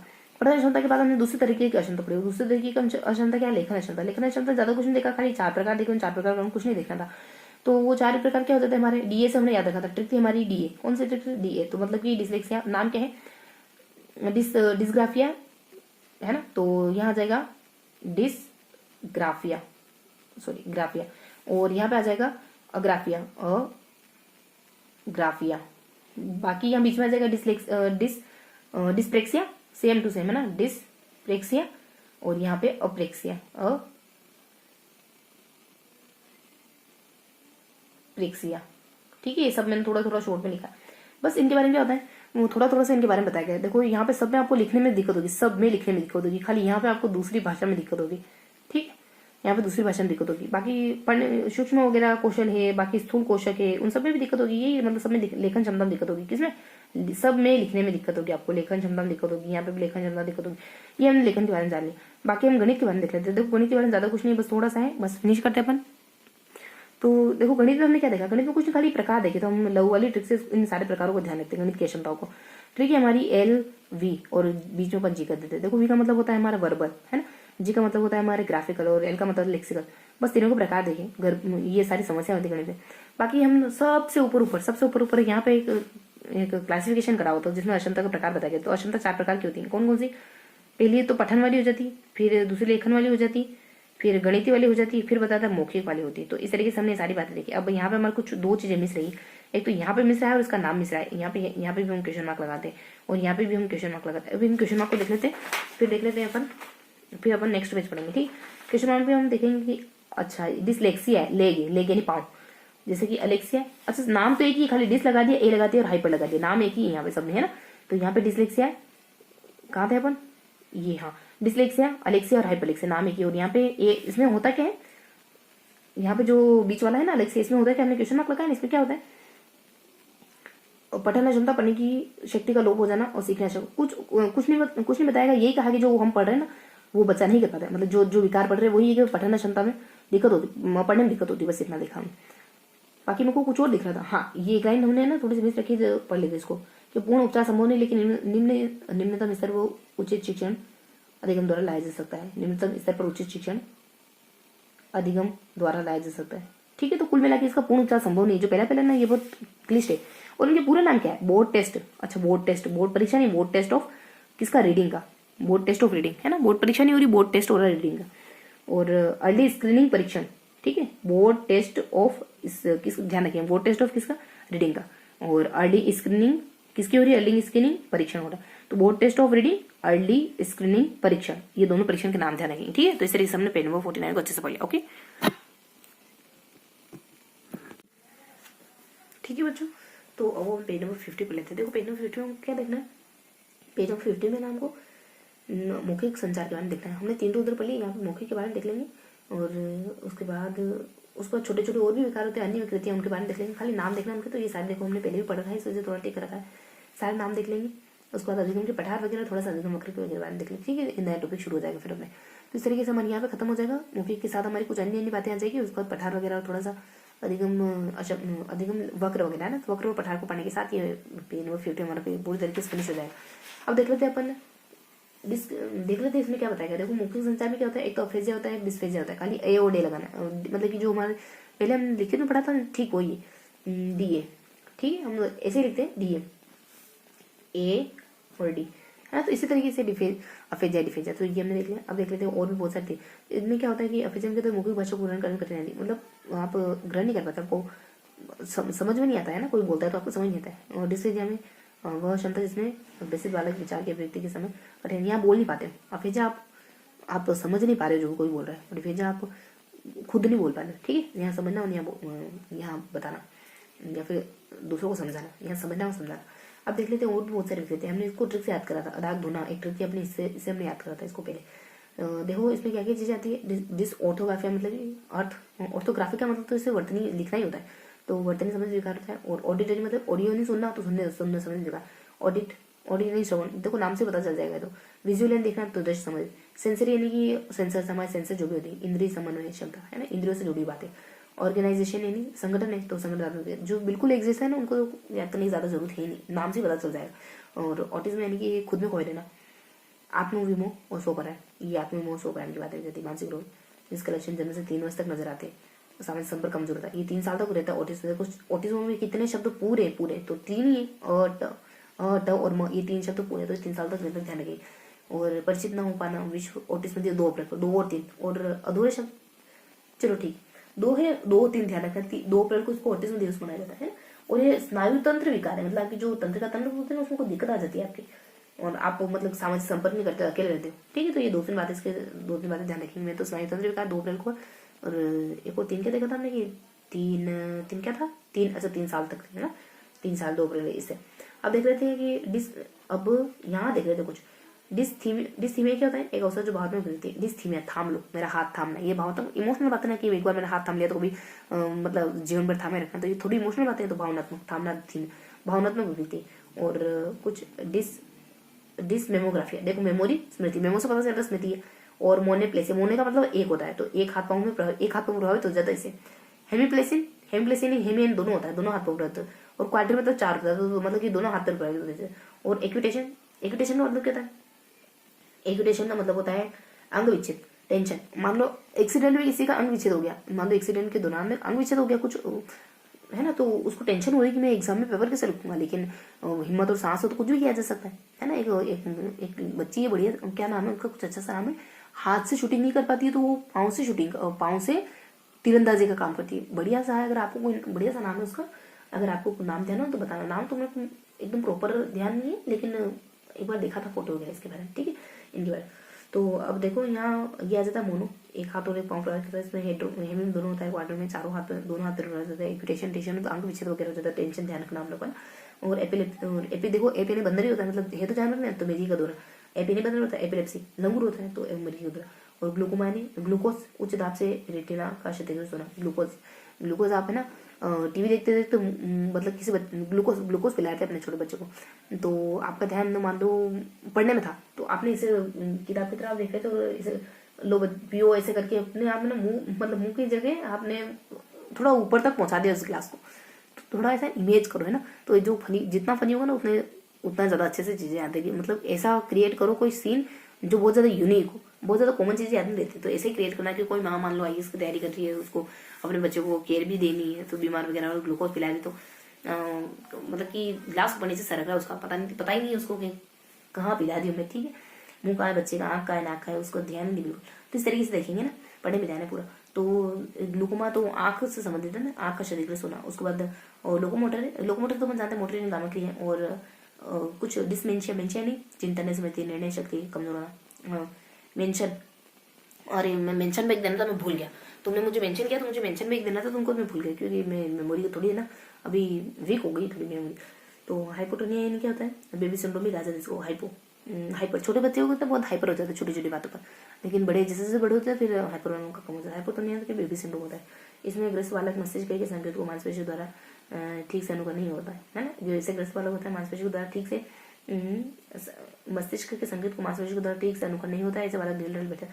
मतलब कि आपके दिमाग ने कुछ ऑर्डर दिया, तो दिमाग ने ऑर्डर दिया पानी का ग्लास उठाओ, तो आपका हाथ उसको सही से उठा नहीं पाएगा, उसमें इतनी कैपेसिटी नहीं होगी। इसको बेबी सिंड्रोम कहते हैं, हाइपोटोनिया करके नाम है ना। और अवधान विकार आप ध्यान नहीं लगा पाते, अवधान विकार ये होता है ADHD, attention deficit hyper activity disorder, attention deficit hyper activity attention deficit hyper activity disorder attention deficit ध्यान रखेंगे, ठीक। तो इस तरीके से बाकी तो सब बाकी अधिगम पठार रोज क्या कहते हैं, अधिगम पठार उस अवधि को व्यक्त करते हैं जो सीखने के लिए एकदम पठार देखो रूस और रुकना और रोस। अधिगम पठार मतलब आप अभी पढ़ नहीं रहे हो, बिल्कुल बांधो शादी का दिन चलेगा, खुद की शादी मतलब, तो अभी बिल्कुल रुक गए है ना, तो अधिगम पठार जरूरी नहीं है बिल्कुल रुक, उसमें भी कुछ ना कुछ कंटिन्यू कर सकते हो, मन में डिवाइस कर सकते हो और कुछ ब्लूटूथ वगैरह कान में लगा कर सुन सकते हो, कभी भी आप अगर पढ़ना चाहो तो कहीं भी पढ़ सकते हो। ठीक है, अधिगम पठार के कारण क्या होते हैं, अधिगम पठार के कारण क्या होते हैं, कभी हमारी रुचि नहीं होती, कभी ध्यान डिस्टर्ब हो जाता है, कभी कठिन विषय वस्तु होती है, बेसिक बेसिक कारण थक जाते हैं कभी, है ना, तो ये तो कारण तो बन जाते हैं, अभी प्रेरणा कम हो जाती है, मानसिक शारीरिक दोष आ जाता है, कोई बीमार हो गए, दोषपूर्ण दिया जाती है, सही तरीके से नहीं पढ़ रहे, तरीका सही नहीं है हमारा, पाठ्यक्रम बहुत बेकार मतलब कि दोषपूर्ण है, दोषपूर्ण वातावरण, माहौल अच्छा नहीं है, लड़ाई झगड़े का माहौल हो रहा है मान लो, रुचि अवधान है, और तब लेकिन तब पढ़ते हैं ना तो वो ताउम्र याद आता है हमको कि उस कंडीशन में मैं पढ़ा था, और अपने आप पे फक्र महसूस, अपने आप से श्रद्धा हो जाती है ऐसे कंडीशन में पढ़ते, थकान वगैरह होने, वैसे कारण कोई जरूरी नहीं। तो अधिगम वक्र ने गेट्स वाणी के अनुसार अधिगम वक्र सीखने की गति तथा उन्नति को व्यक्त करते हैं। वक्र देखो इन्होंने ये तो कहा ही नहीं, खाली उन्नति को व्यक्त करते हैं, अब उन्नति भी तो दिखा सकते हैं, ये इनकी माइंड की पॉजिटिविटी। गेट्स और अनी के अनुसार क्या होता है, रुको गेट पर ही रुको। देखो एक तो रोज की परिभाषा देखिए, अब तक हमने गेट्स की देखी और रूस की देखी, गेट्स की देखी, खाली उन्नति को दर्शाता है, तो हमने नकारात्मक पढ़ लिया। नकारात्मक कैसे होता है, ये शुरू तो बहुत अच्छे करा था, फिर डाउन जाते जा रहे, तो नकारात्मक होता है। ठीक है, तो इस तरीके से हमने कुछ नाम देख लिया, तो थोड़ा सा इसको रिवाइज करेंगे, थोड़ा सा इसको रिवाइज कर लेते हैं। ठीक है, उसके बाद क्या क्या पढ़ा हमने, तो कुछ बेसिक बेसिक बातें देखी हमने कि जो मौखिक वाली होती है ना, वो डिफेजिया अफेजिया होती है। डिफेज अफेजिया में तो आप समझ नहीं पाते और डिफेजिया में समझा नहीं पाते, ये हमने मौखिक देख लिया। इसके अलावा बहुत सारे विकार और भी होते हैं, जैसे कि आप काम की इज्जत हो गया, तो आपके एपिटेशन हो गया, एपिलेप्सी हो गया मतलब कि मृत्यु का दौरा वगैरह हो गया, और डिसमेंशन में तो मेंशन करना भूल गए, स्मृति वगैरह बेकार मतलब कि कमजोर हो गई थी, और हेमी हेमी हेमी करके गुस्सा, तो और पहले तो मोनो करके होता है, एक हाथ, हेमी दोनों, क्वाड्रो चारों, है ना, इस तरीके से हमने देखा। बाकी मेमो करके तो मेमोरी है ना, और इसके अलावा क्या है, तो वो हाइपोटोनिया बेबी सिंड्रोम भी कहलाता है। आपको मस्तिष्क आपके मस्तिष्क जो ऑर्डर है आपके हाथ पर मान नहीं पाते अच्छे से। उसके बाद ऑटिज्म 2 अप्रैल को मनाया जाता है, 3 साल तक रहता है, सामाजिक संपर्क नहीं कर पाते, ऑटिज्म खुद में खो लेते हैं। उसके बाद अवधान विकार, attention deficit hyper activity disorder, तो ये होता है। आप बहुत ज्यादा मतलब बहुत ज्यादा क्रिएटिव होते हो, एक्टिव होते हो, आप चुपचाप बैठ नहीं पाते, शांति से नहीं बैठ पाते, हमेशा कुछ ना कुछ करते रहते, तो ये सारे हमने विकार देख लिए। और जो बेसिक बेसिक करते हो तो हमने जान लिए, जो यूनिक बातें थी विकार की वो देख ली। उसके बाद हमने थोड़ा 2-3 बातें और देखनी, जैसे अधिगम को पटा हो गया, अधिगम वर्ग हो गया। बाकी ये दो पॉइंट नए देखने हैं ना, ये हमारी सारी खत्म हो गई, अधिगम अक्षमता सारी खत्म हो गई। अधिगम अक्षमता खत्म तो हो ही गई, लेकिन इसके साथ 1-2 पॉइंट और बच गए हैं अभी तो, जैसे कि अधिगम अक्षमता को प्रभावित करने वाले कारक कौन कौन से। चलो अपन पहले यही देख लेते हैं, वैसे कुछ खास तो बचे नहीं, मेन तो यही थे, अधिगम अक्षमता कौन कौन सी होती है, यही थे ना हमारे में तो। अब इस तरफ आ जाते हैं अधिगम पठार, अधिगम पठार के तो रूस कहते हैं कि जब अधिगम पठार रुक जाते हो ना पढ़ना, उसी को अधिगम पठार कहते हैं, बस इतना सा आता है। उसके बाद अपन अधिगम वक्र पे आ जाते हैं। अधिगम वक्र यहाँ पे गेट नहीं तो बड़ी बात, अधिगम वक्र आपकी सीखने की उन्नति को दर्शाता है, लेकिन शुरुआत ही हमने कहा अधिगम वक्र के प्रकार की शुरुआत करें तो हम नकारात्मक से करी, शुरुआत में तेज बाद में धीरे। अब देख लेते हैं हमने और क्या देखना, देखो पठार के कारण, ये बीच में कारण बता देते हैं अधिगम पठार। अच्छा अधिगम, ये तो अधिगम पठार तो बड़ा सही तो है। अधिगम पठार के ये नहीं आपके रुकने के कारण क्या होते हैं, मतलब आपने सिलेबस सही से नहीं पढ़ा, वातावरण ऐसा है, अब पढ़ने की कमी हो गई, तो बेसिक कारण है और इतना कोई खास नहीं।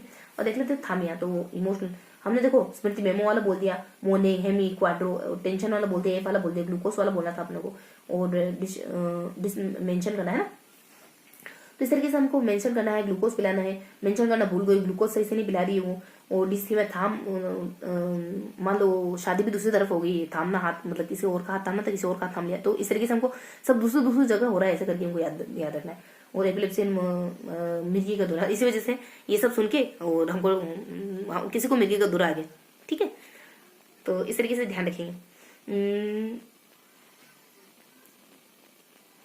हाँ, तो ये है ना कि ये सब सुन के किसी की मिर्गी के दौरे की बीमारी ठीक हो गई, ऐसे गाएंगे अपन। भले ही देखो जब तो ये रहा कि ये सब सुन के मिर्गी को दौरा आ गया, लेकिन हम कहेंगे मिर्गी की बीमारी ठीक हो गई, ये सब सुन के, मतलब उसके पढ़ने की बात सुन के कि वो इतना पढ़ रही, तो उसके भी मतलब जो भी समस्या थी उसने भी अपनी समस्या को दरकिनार करते उसने भी पढ़ाई शुरू करा, जिसके भी मिर्गी के दौरे की समस्या थी। ठीक है, तो पॉजिटिव बोलना चाहिए हर वक्त। इस वजह से मैंने सोचा कि क्यों ना इसको थोड़ा सा घुमा दिया जाए और पॉजिटिव वे में मोड़ दिया जाए, तो इस तरीके से हमने सारी बातें देखी।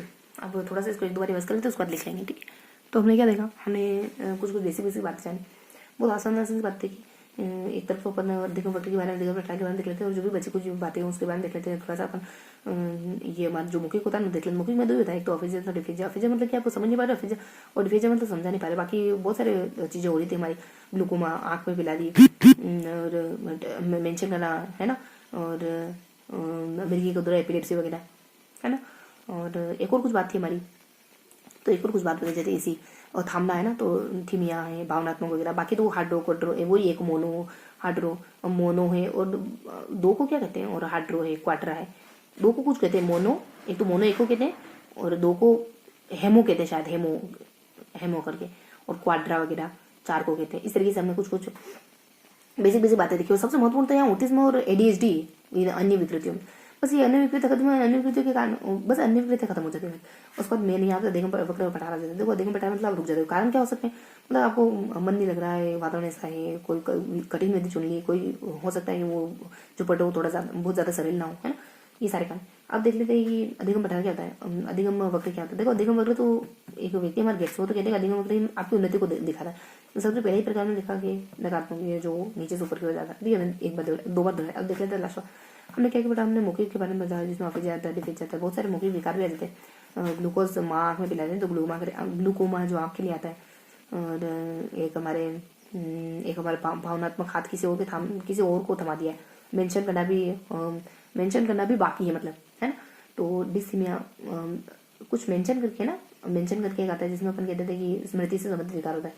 और आपका जो एक सबसे महत्वपूर्ण बच्चा तो भूल गया अपन, वो बेबी सिंड्रोम भी कहलाता है। नाम क्या है उसका, हाइपो करके कुछ नाम है ना। तो उसमें बेबी सिंड्रोम भी कहते हैं उसको, और जिसमें आपके जो मस्तिष्क को ऑर्डर देता है, हाथ पाँव मार नहीं पाते। ओके, तो ये सारे देखिए। और उसके बाद एपिलेप्सी वाला देखा हमने, मिर्गी का दौरा वाला, तो इसमें एपिलेप्सी एंड मिर्गी का दौरा। तो इस तरीके से हमने कुछ बेसिक से विकार देख लिए, ठीक है। तो इस तरीके से हमने कुछ बेसिक से विकार देखे। और अब इस तरह जाते, इस तरह हमने क्या देखा, इस तरह हमने जो पठार वगैरह देखा, इस तरह हमने वक्र वगैरह देखा। पठार देखो आप रुक जाते हो रोज कहते हैं, और इसके बहुत सारे कारण होते हैं। और वक्र वगैरह क्या होता है, वक्र वो होता है जो उन्नति को दर्शाता है गेट्स के अनुसार। बाकी बेसिक बातें वो देख ली हमने। और वो बातें हमारी की वक्र नकारात्मक और इस तरीके का होता है, ठीक है। बाकी डिस्कैलकुलियम, डिस्कैलकुलियम एक वो जो हमने गणित का देखना था, अच्छा गणित में 4 होते हैं, ठीक है। तो ये हमने देख लिया। अब इसको थोड़ा सा नोट डाउन कर लेते हैं, हमने क्या क्या पढ़ा। तो जो भी हमने पढ़ा उसको नोट डाउन कर लेते हैं। तो पेज नंबर 51, पेज नंबर 50, ठीक है। पेज नंबर 49 तक तो हमने देख लेते हैं। अब फटाफट से इसको लिख लेते हैं, है ना। पेज नंबर 51 में क्या पढ़ा, पेज नंबर 50 में क्या पढ़ा। देखो पेज नंबर 50 में बहुत आसान से बातें पढ़ी, इसको हम 2 भागों में बांट सकते हैं आसानी से, है ना। तो यहाँ पे अपन एक थोड़ा सा मौखिक क्षमता के बारे में देख लेते हैं। तो मौखिक क्षमता 2 तरीके की होती है, मौखिक अक्षमता एक्चुअली 2 तरीके की हो सकती है। एक तो होती है अ वाली, और एक होती है डी वाली, है ना। तो डिस्ग्राफिया मौखिक होती है ना, तो डिफेजिया और अफेजा, पहले अ वाली है ना, अफेजा वगैरह हो जाता है, और डिस्फेजा वगैरह हो जाता है, डिस्फेजा। इसमें आप समझ नहीं पा रहे, इसमें समझा नहीं पा रहे, ये हमने देखिए। बाकी बहुत सारी अक्षमताएं और भी होती है, जैसे कि वो 3 काम देख लेते हैं। उसके बाद मिर्गी को दौरा ठीक हो गया ना, ऐसे पढ़ते हुए देखते हुए ऐसे मेंशन करना भी बाकी, मतलब कि वो पढ़ाई में ध्यान है उसका पूरा। और एक और हमारे थामना, मतलब शादी विधि पे भी ध्यान नहीं है ना, इस वजह से उसको भी मिर्गी का दौरा ठीक हुआ है। उसने सोचा मैं भी पढ़ सकता हूँ फिर। तो इस तरह हमने 3 बातें देख ली, जैसे कि थामना वगैरह, है ना। जो अन्य विकार है वो थोड़ा सा मैं नोट डाउन करवा रही हूँ ना, अन्य विकार थामना वगैरह है, और ग्लूकोज वगैरह वाला आ जाता है, और मेंशन वगैरह आ जाता है ना। थामना हमारा भावनात्मक, ग्लूकोज हमारे आंखों का रेटिना, आँख के रेटिना से जुड़ा है कुछ, वो है क्या वो देखेंगे अपन, क्वेश्चन मार्क रेटिना से क्या है वो भी देखना पड़ेगा। और मेंशन करना अपने स्मृति से संबंधित है, ठीक है, स्मृति में दिक्कत हो जाती है। और इसके अलावा मिर्गी का दौरा, तो एपिलेप्सी वगैरह आ जाता है इसमें। मिर्गी के दौरे में क्या बातें हैं, मिर्गी का दौरा क्या है, मतलब ये भी देखेंगे अपन। बस ये सारी बातें देख ली हमने। और एक बच्चे वाला हाइपर करके बेबी सिंड्रोम भी कहते हैं। और मेन सबसे 2 महत्वपूर्ण बातें देख लेते हैं। 3 फेज में इन सबको कवर करा ना हमने, तो ये हमने देख लिया। और उसके बाद जो बच्चे वाला हाइपर करके कुछ आता है वो, और वो 2 सबसे महत्वपूर्ण देख लेते हैं तीसरे फेज में, कि एक तो हमारा ऑटिज्म वगैरह आ जाता है, और एक हमारे एक तो ADHD, और इस तरफ आ जाता है अपना ऑटिज्म, ठीक है। तो यहाँ पे हमारा ADHD वगैरह आ जाता है, और यहाँ पे ऑटिज्म वगैरह आ जाता है। तो यहाँ पे ऑटिज्म और ADHD, तो इस तरीके से हमने 3 पोर्शन इनको कंप्लीट कर, एक और ये बच्चे वाला अलग से, और ये 2, है ना। इस तरीके से 3 क्वेश्चन पढ़ा। ये ADHD यहाँ पे मेंशन था ना इस पेज में, और ये सारे विकार हो गए हमारे। अब यहाँ देख लेते हैं हम कुछ बेसिक बातें देख लेते हैं विकारों के बाद, जैसे कि अधिगम पठार के बारे में देख लेंगे थोड़ा सा। यहाँ पे यहाँ पे गिवन था ना एडिज्म के बारे में डिटेल से, उसके बाद थोड़ा सा यहाँ से शुरू हो रहा था। तो अब देख लेते हैं अधिगम वक्र के बारे में और अधिगम पठार के बारे में। मेनली तो पहले पठार पढ़ेंगे, ठीक है, इसको डेश क्यों। हाँ तो फ्रेंड्स, इस तरीके से हमने 3 पेज अच्छे से पढ़ लिए। अब 10 मिनट इन 3 पेजेस को अच्छे से नोट डाउन कर लेते हैं। ओवरऑल ब्राउन फिगर में हम देख रहे थे कि हमने इन 3 पेज में क्या पढ़ा। देखो थोड़ा सा गैप है, ये वीडियो मैं कल शूट कर रही हूँ, है ना। तो फिर भी अपन कोशिश करेंगे कि बहुत अच्छे से याद करें। जिस वक्त अपन पढ़ते हैं उसी वक्त लिखने की बात कुछ और ही होती है ना, उसी वक्त लिखते हैं तो उसकी बात कुछ और ही होती है। लेकिन कोई बात नहीं, शुरू करते हैं फटाफट से। बढ़िया से पढ़ेंगे अपन। देखो हमने क्या क्या देखा, हमने ना यहाँ पे 3 टॉपिक पढ़े। हमने पेज नंबर कौन कौन से पेज नंबर पढ़े हमने? Page number 48। यस,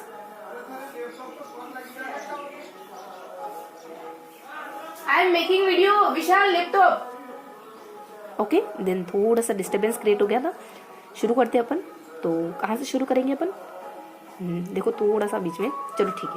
तो हम पेज नंबर 48, 49 और 50 को पढ़ने वाले हैं। 48, 49 और 50 को पढ़ने वाले, ठीक है।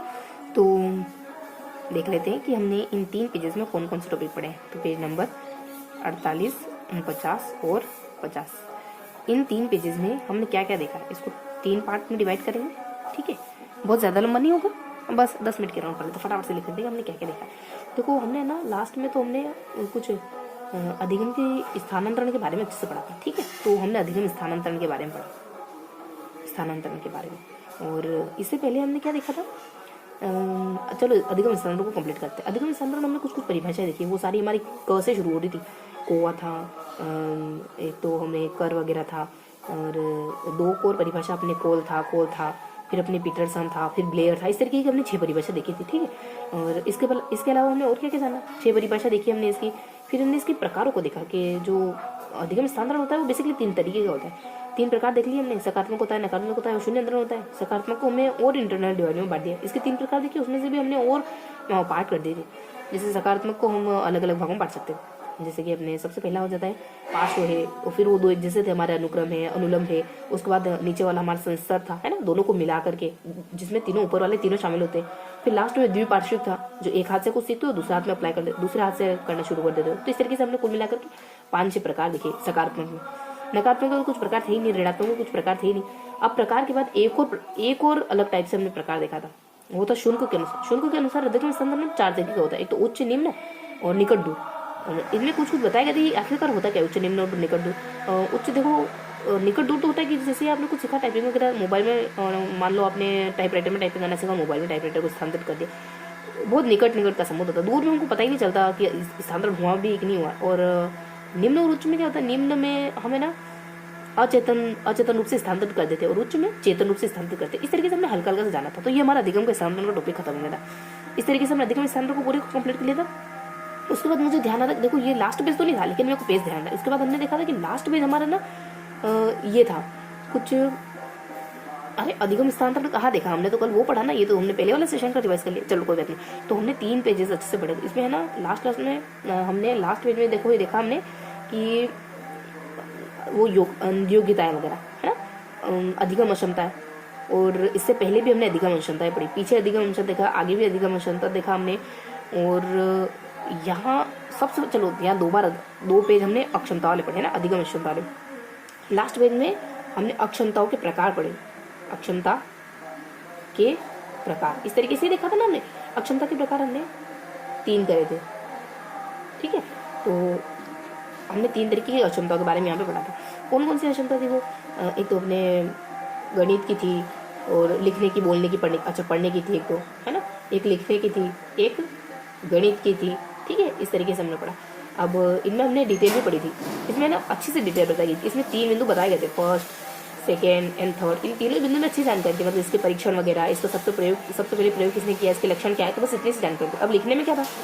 लिखने में कुछ नहीं था, खाली 4 पार्ट्स कर दिए थे इसके, और उन 4 पार्ट्स के बारे में बताया गया था, जिसमें ना लिखने में अक्षमता पैदा हो जाती, बच्चा लिखने में असमर्थ हो जाता। खाली लास्ट में मैंने बताया था कि दूसरी भाषा नहीं बोलता था। गणित में हमने 3 पार्ट करे थे, ज़्यादा कुछ नहीं, बस 3 पार्ट करे थे हमने। लव करके ट्रिक याद करी थी ना, यहाँ पे लव करी थी, यहाँ पे डी करी थी, और यहाँ पे हद करी थी। इस तरीके से हमने 3 ट्रिक बनाई थी। उनके बाद थोड़ी सी डिटेल पढ़ी थी हमने। जैसे कि लव में क्या आता है, जैसे कि वर्बल है, एक ग्राफ है, और लेक्सिया है। लिखने में हमने 4 क्या करे थे, अपने डीए करा था।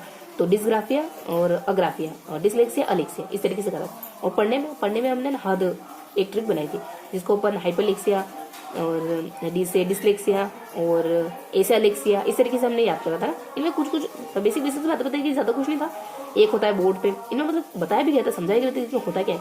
गणित में समझाई नहीं गया था, इसमें कहा था कि लिखने में दिक्कत होती है सब में, और इसमें सब में अलग अलग बताया गया था। पहले में तो जैसे नाम का मान लिख देते हो, पेन पेंसिल पकड़ने में दिक्कत होती है। दूसरे में कहा था कि आपको बस पढ़ने में दिक्कत होती है। तीसरे में कहा था कि बोर्ड पे कुछ भी लिखा होता है ना उसको समझने में दिक्कत होती है। इस तरीके से हमने तीनों को अच्छे से पढ़े थे, अक्षमता के प्रकार देखे थे। फिर हमने इस पेज में ये भी पढ़ा था कि अक्षमता कितने प्रकार की होती है। टोटली हमने अक्षमता को 4 प्रकार में बांटा था यहाँ पे। तो यहाँ पे ना ये तीनों तो है ही सही, इसके अलावा एक मौखिक भी बताई गई थी, तो खाली प्लस अपने को मौखिक ऐड करना था। इस तरीके से हमने इस पेज को कवर करा था। ठीक, ये पेज हमारा पूरा कवर हो गया। अब देख लेते हैं एक और पेज हमने क्या देखा, ये सेकेंड लास्ट पेज था ना। लास्ट पेज हमने पढ़ा था अक्षमताओं के अन्य प्रकार वगैरह, और एक नया अधिगम वक्र वगैरह, अधिगम पठार वगैरह, तो ये सब देखा था ना। तो हम यहाँ टॉपिक डाल रहे थे अन्य प्रकार करके, अक्षमताओं के अन्य प्रकार। तो अन्य प्रकार में हमने क्या देखा था, देखो बेसिक चीज़ें देखी थी जो हमने ना 3 पोर्शन में बांट के पढ़ी थी। उन बेसिक चीज़ों को 3 पोर्शन में बांटा था। अन्य प्रकार में ना सारे अन्य प्रकार शामिल थे। अन्य प्रकार कौन कौन से हो सकते हैं? अब अन्य प्रकार हो सकते हैं आपके बहुत सारे हो सकते हैं, जैसे कि एक तो हो सकता है डिस्थीमिया। हमने कहा था कि थाम लेना, तो जो हमने पढ़ा था ना ट्रिकी तरीके से वो बता ली। डिस्थीमिया है, टेंशन हो रही है, टेंशन हो गया है ना, और इसी तरीके की ट्रिक थी ना, थीमिया, टेंशन, और एक वो हाथ थाम लिया, टेंशन हो गई, और ग्लूको करते हैं ना, ग्लूकोज वगैरह है ना, और एक मेंशन करके है ना, मेंशन करके, इस तरीके से चीज़ें थी 4-5। और इसके बाद अपने वो 2 महत्वपूर्ण, एक तो ऑटिज्म है ना, बस अब फिनिश करेंगे। ऑटिज्म था एक तो अपना, और एक और अपन कहते थे वो ADHD है ना, ADHD। इस तरीके की वो 4-5 चीज़ें थी। बाकी वो काटरा था ही सही, जिसमें मोनो है, दो हाथ, मतलब एक हाथ है, दोनों हाथ है, मतलब हाथ एक हाथ, हाँ दोनों हाथ, फिर हाथ पाँव चारों, मतलब क्वाड्रा करके। तो इस तरीके की चीज़ें थी, वो हमको याद ऐसे ही हमने ध्यान रख लिया था। और यहाँ पे हाइपर करके थी, वो बेबी सिंड्रोम वाली। हाइपर में क्या होता है, आप माइंड कुछ आपको ऑर्डर दे रहा है लेकिन आप उसको फॉलो नहीं कर पाते हो, तो ये सब होने पड़ा था। बाकी देखो थिनियम क्या होता है, भावनात्मक होते हैं। टेंशन क्या होता है, अंग विच्छेद हो जाता है। ग्लूको में आप आँख में रेटिना में दिक्कत हो जाती है। मेंशन में आप भूल जाते हो कुछ ना। तो इस तरीके से हमने 3 पोर्शन बांट के पढ़ा था इसको, की दिक्कत होती है 3 पोर्शन। अच्छा, मैंने 3 पोर्शन यही मेंशन कर दी, ठीक है। तो अपना अब देश हो जाएगा, तो यही मेंशन कर दी मैंने, देश मतलब देश, ठीक है, देश मैंने यही मेंशन कर दिया ना, तीनों प्रकार। तो इस तरीके से हमने प्रकार देखे थे, और थोड़ा सा हमने इसके अलावा और भी जाना था, जैसे अधिगम पठार और अधिगम वक्र के बारे में। देखो वक्र और पठार 2 पोर्शन में पढ़े, एक तो वक्र था और एक पठार था। इनमें बेसिक बातें देखी थी। वक्र में रोज की परिभाषा दी थी कि वक्र क्या होता है, अधिगम, अरे ये एक्सचेंज हो गया, पठार हो गया, ठीक है। तो यहाँ पठार है ऊपर, हाँ तो पठार में देख लीजिए। रोज की परिभाषा दिखती है कि जहाँ पर आप रुक जाते हो। और वक्र में क्या देखा था हमने, एक गेट्स की परिभाषा देखी थी। गेट्स की क्या परिभाषा थी, इसको गेट्स कर देते थोड़ा सा, ठीक है। तो गेट्स की क्या परिभाषा थी कि जो उन्नति को दिखा था वो अधिगम वक्र कहता था, ठीक है। तो इस तरीके से हमने ये प्रकार देखे थे, ये देखा था, 3 पोर्शन देखे थे, इसके प्रकार वगैरह हो जाते हैं, फिर वक्र के बारे में, फिर पठार के बारे में, ठीक है। इस तरीके से हमने 3 चीज़ों को पढ़ा था। इसके अलावा हमने और क्या देखा था, देखो इसके अलावा हमारा जो पहला पेज होगा ना, वो किससे रिलेटेड होगा। देखो एक ये तो मैंने पिछले सेशन का रिवाइज कर दिया। इसके अलावा देखो एक और पेज क्या है, एक और पेज है हमारा, कुछ बहुत बढ़िया सा पेज होगा, बहुत ईजी सा। क्या हो सकता है, और क्या पढ़ा हमने, अधिगम अक्षमता को पढ़ा, यहाँ पे भी अक्षमता, यहाँ पे भी अक्षमता है, और क्या पढ़ा, एक और पेज हमने। देखो 10 मिनट रिवाइज करना है, तो अगर याद आता है तो अपन रिवाइज कर लेंगे। देखो ये वीडियो है ना, मैं कल बना रही हूँ, एक दिन पहले मैंने वो वाला क्वेश्चन पढ़ा है आपको, और अब बना रही हूँ, आज बना रही हूँ, मतलब कल बना रही हूँ आपके लिए, ठीक है। इस वजह से थोड़ा सा, कोई बात नहीं, कोशिश करते हैं कि क्या हो सकता है। देखो हमने अधिगम अक्षमताएँ पढ़ा, अधिगम अक्षमता हमने पढ़ा। इसके अलावा हम अधिगम क्षमता पढ़ा, ठीक है। हमने और किस मुद्दे पर बातचीत करी होगी हमने,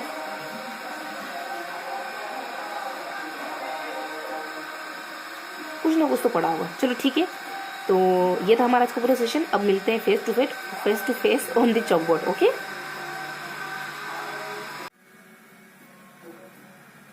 जय हिंद फ्रेंड्स। तो थोड़ा सा फेस टू फेस मिलकर डिस्कस कर लेते हैं कि हमने इस पूरे 1 घंटे के सेशन में क्या क्या पढ़ा है ना।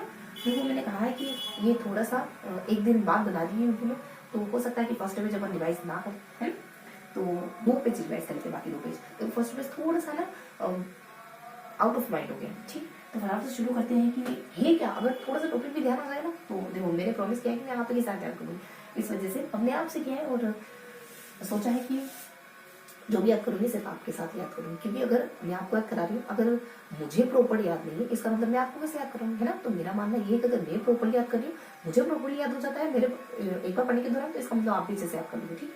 तो देखते हैं कि हमने क्या क्या पढ़ा। तो हमने ना यहाँ पे कुछ 3 पेज पढ़े, तो फटाफट से देखते हैं। लास्ट पेज में हमने अधिगम सामने के बारे, लास्ट पेज में हमने अधिगम के प्रकारों के बारे में देखा, और उससे पहले हमने थोड़ी सी जानकारी दी अक्षमताओं के प्रकार, है ना। और लास्ट पेज हमने अक्षमताओं के अन्य प्रकार देखे और वक्र और पठार के बारे में देखा। इससे पहले हमने अक्षमता के जो बेसिक प्रकार होते हैं ना, लेखन हो गया, पठन हो गया, गणित में अक्षमता होगी, ये सब देखा, ठीक है। फटाफट से शुरू करते हैं। हमने क्या किया, देखो लास्ट पेज में देखते हैं, यानी पेज नंबर 50 में। तो पेज नंबर 50 में क्या देखते हैं, फटाफट से देखते हैं, खाली 10 मिनट रिवाइज करेंगे। पेज नंबर 50, पेज नंबर 50 में क्या पढ़ते हैं, इसमें हमने अन्य प्रकार देखते हैं अक्षमताओं के। तो यहाँ पे अन्य प्रकार कौन कौन से देखे थे हमने, 3 क्वेश्चन में। हम कहते हैं थामना, है ना, थीमिया है, देन हम ग्लू करके कहते हैं कुछ, है ना, थामना है, ग्लू है, फिर मेंशन है, फिर अपन एपी कहते हैं, एपिलेप्सी कहते हैं मिर्गी के दौरे के लिए, है ना। और इसके अलावा अपन कुछ टेंशन कहते हैं, है ना। और इसके अलावा हम वही हमारे एक तो ऑटिज्म हमने 3 क्वेश्चन याद करा था। इन बाकी बच्चों को अन्य प्रकारों को 3 क्वेश्चन बांटा था, एक तो ऑटिज्म हो जाता है, एक एडीएचडी और एक हाइपर करके कुछ, है ना, हाइपर। और बाकी वो तो है सारी 1 2 3 4, मतलब एक हाथ काम नहीं करता, दोनों नहीं करते, फिर चारों हाथ पाँव काम नहीं करते, है ना। तो इस तरीके से ग्लू आंख की रेटिना से संबंधित बात है, ठीक है। और मेंशन आपको मेंशन में एक तरह भूल जाते हैं किसी को देश। और एपिलेप्सी में क्या कहते हैं कि एपी हमने कहा था वंदर, तो मिर्गी का दौरा कहते हैं हम यहाँ पे। टेंशन में क्या कहते हैं कि अंग विच्छेद हो जाता है हमारा, ठीक है। तो इस तरीके से हम अंग विच्छेद की बात करते हैं यहाँ पे। और ऑटिज्म में देखो, ऑटिज्म 2 अप्रैल को ऑटिज्म दिवस मनाया जाता है। 3 साल तक हम इस ऑटिज्म 3 साल तक रहती है, 3 से शुरू होती है, ऐसा कुछ था, 3 साल तक। इसके बाद हम कहते हैं ऑटिज्म आपको सोशल नहीं देते हो, एकांत में समय व्यतीत करना ज्यादा पसंद करते हो। इसके अलावा एडीएचडी में attention deficit hyper activity disorder, ठीक है। और हाइपरटोनियम क्या होता है कि आपके माइंड में कुछ और होती है, आपके हाथों उसको सही से फॉलो नहीं कर पाते। ये बच्चों में ज्यादा परिचित बेबी सिंड्रोम के नाम से जानी जाती है। तो ये सारी बातें हमने देखी जानी प्रकार में। इसके अलावा हम मतलब 2 क्वेश्चन बता हुआ था पेज, तो इसके अलावा हम क्या देखते हैं, इस तरफ हम ज्यादा कुछ नहीं देखते, खाली पठार देखते हैं। और वक्र में यहाँ पे छोटे, यहाँ पे एडीएचडी को डिस्क्राइब करा गया था, ठीक है। हमने बहुत ज्यादा नहीं, हमने सिर्फ कंक्रीट चीजों को पढ़ा। पठार और वक्र के बारे में बताया गया, क्या क्या बताया गया था। देखो पठार के बारे में रोज की परिभाषाएं थी, जहाँ सीखना आपका सीखना रुक जाता है। वो कारण भी बताए थे, मतलब पठार को प्रयोग करने वाला कारण थी, वो तो अपन जानते हैं अच्छे से। टीचर हो गया, आप खुद हो गया, आपके पिटा हो गया, आपको मोटिवेशन हो गया, टॉपिक कठिन आगे हो गया, खाली ये सारी चीजें होती। कोई टॉपिक कठिन हो गया तो उसके बाद वक्र क्या देखते थे। वो वक्र में एक गेट्स की परिभाषा थी। गेट्स की परिभाषा क्या बताती थी, गेट्स कहते हैं कि अधिगम वक्र उन्नति को दर्शाता है। और थोड़ा सा मेंशन किया हुआ था, या ऋणात्मक वक्र भी दिखाया गया था। प्रकार पर अगले सेशन में पढ़ेंगे, मेनली ये इतना बताया गया था। तो हमने इस तरीके से लास्ट में पेज नंबर 52 अच्छे से रिवाइज कर लिया। अब देख लेते हैं पेज नंबर 59। पेज नंबर 59 में क्या था, पेज नंबर 59 में पेज नंबर 49 में क्या बताया गया था, अधिगम के अन्य प्रकार देखे। तो अधिगम की जो अधिगम अक्षमता है ना, अरे याद आ गया, अधिगम हमने वो देखा था कुछ अधिगम अक्षमता के बारे में शुरुआत करी थी। अन्य मतलब मैं कह रही थी ना, पहला पेज थोड़ा आउट ऑफ माइंड हो रहा है, तो वही पहला पेज जिसके बारे में बात करी थी, उस पहले पेज में ना कुछ अधिगम अक्षमताओं के बारे में कुछ बेसिक इन्फॉर्मेशन थी, ठीक है। अभी ये रिवाइज कर लेते फिर उस टाइम में। पेज नंबर 49 में क्या बताया गया था, अधिगम अक्षमता के प्रकार के बारे में बताया गया। 3 प्रकार बताए गए थे, ज्यादा कुछ नहीं, बस 3 प्रकार होते, 3 प्रकार होते हैं। और इनके भी इंटरनल डिवाइडेशन होते हैं, उनके बारे में एक 2 लाइन में जानकारी दी गई थी। 3 प्रकार कौन से होते हैं, एक तो पढ़ना वगैरह हो जाता है ना, पढ़ने से संबंधित अक्षमता पढ़ना, और एक लेखन से लिखने से संबंधित अक्षमता लिखना, और एक गणितीय अक्षमता, है ना। तो इस तरीके से हमने 3 चीजों को पढ़ा। देखो पठन में 3 प्रकार होते हैं जनरली, हमने हद करके याद करा था, HAD। यहाँ पे याद करते हैं हम DA करके याद करते हैं। और यहाँ पे अपन याद करते हैं, यहाँ हद कह देते हैं, DA कह देते हैं, और यहाँ पे अपन लव कहते हैं, LG G को साइलेंट करते हैं ना। तो हद से अपन